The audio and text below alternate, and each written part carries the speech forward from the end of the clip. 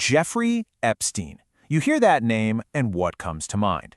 Probably immense wealth, a circle of the world's most powerful people, and, at the very dark heart of it all, a criminal conspiracy that is still sending shockwaves across the globe.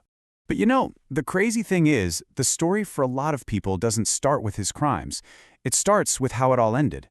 And it leaves us with this one huge question that just won't go away. Did a man who held some of the world's most dangerous secrets really just take his own life in a high-security jail, or was he silenced for good? So, to even begin to unpack that, we've got to look at the incredibly strange circumstances surrounding his death. So, picture this. August 10th, 2019. Jeffrey Epstein is found dead in his cell. The official story? Suicide. But okay, let's look at the problems here, because there are a lot of them. The security cameras right outside his cell mysteriously malfunctioned. The 2 guards who were supposed to be watching him, yeah, they fell asleep for hours. And maybe the most baffling part of all, he'd just been taken off suicide watch a few days earlier, even after a suspected attempt. I mean, is that all just a crazy coincidence, or is there something much, much more going on? Yeah, the sheer unlikeliness of all of that, it just forces you to hit rewind, right? Because to really get what might have happened in that jail cell, you first have to understand the man himself, the life he lived, and the incredible power he held over people. And to understand those secrets, we have to explore the world he built for himself. It was a world with this carefully crafted public image, but behind it, a deeply sinister reality, and it all revolved around a private island. I mean, on the surface, Epstein's story was like something out of a movie, right? A math teacher who somehow becomes a Wall Street billionaire managing money for the super rich. He was a friend to presidents, princes, you name it. But that was all just a facade. The horrifying truth was something else entirely. Epstein was a predator, a mastermind who used all that power and money to exploit and abuse underage girls on a massive, almost industrial scale. And the absolute heart of this dark operation was a place that has since become infamous. It's called Little St. James, a 72-acre private island out in the U.S. Virgin Islands. But you and I probably know it by its other name, Epstein Island. And let me tell you, this was not your typical billionaire's getaway.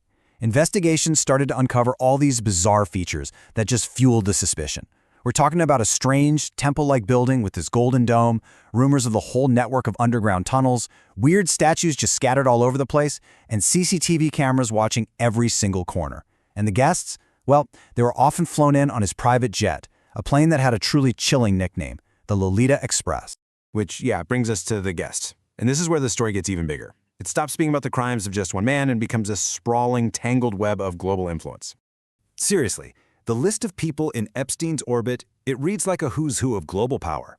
Flight logs from his jet name former presidents like Bill Clinton and Donald Trump, royalty like Britain's Prince Andrew, tech billionaires like Bill Gates.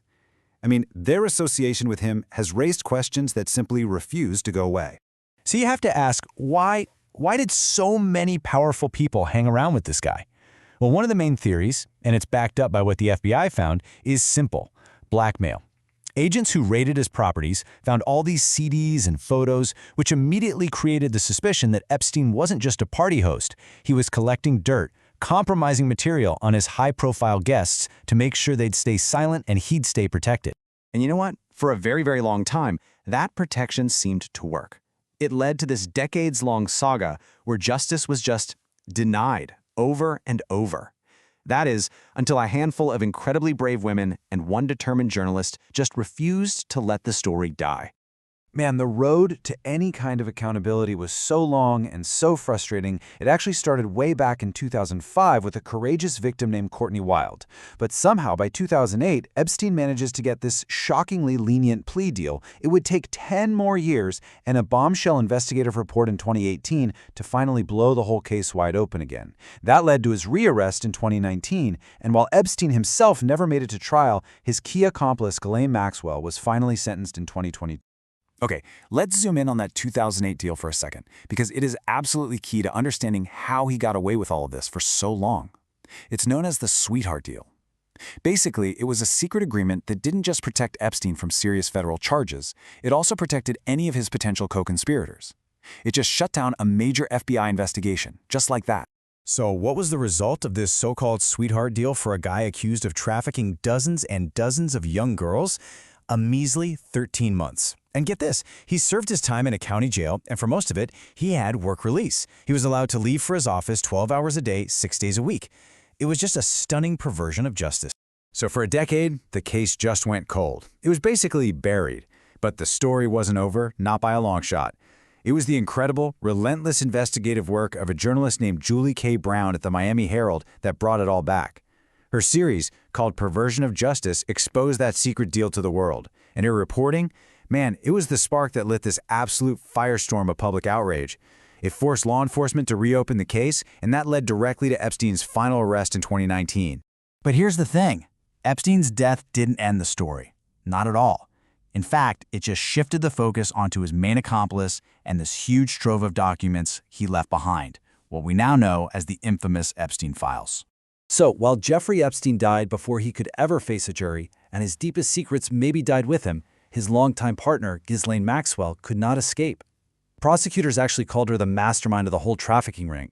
And unlike Epstein, she had to face a trial, and she was found guilty. For her role in these absolutely horrific crimes, Ghislaine Maxwell was sentenced to 20 years in federal prison. So, while Epstein escaped judgment, his chief accomplice is now serving a 2-decade sentence.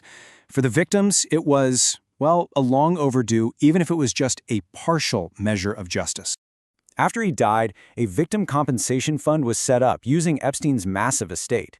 And that fund has since paid out over $121 million to more than 150 of his survivors. I mean, it's just financial restitution, but it's some acknowledgement of the immense lifelong harm they suffered. But believe me, this story is still far from over. Courts have ordered the release of more documents, the Epstein files, and they keep revealing new names and new details. But here's the kicker. It's believed that over 1 million pages of documents are still sealed. The fight for full transparency, for every single name to be revealed, is absolutely still raging. You know, when you step back, the whole Epstein saga is just this deeply disturbing lesson in how wealth and influence can be weaponized, how they can be used to corrupt the justice system and silence victims. But it's also a story of incredible resilience from those victims, and it's a stark reminder of one thing. Money and power might be able to hide a crime for a very, very long time, but they can't erase it. The truth eventually has a way of finding the light.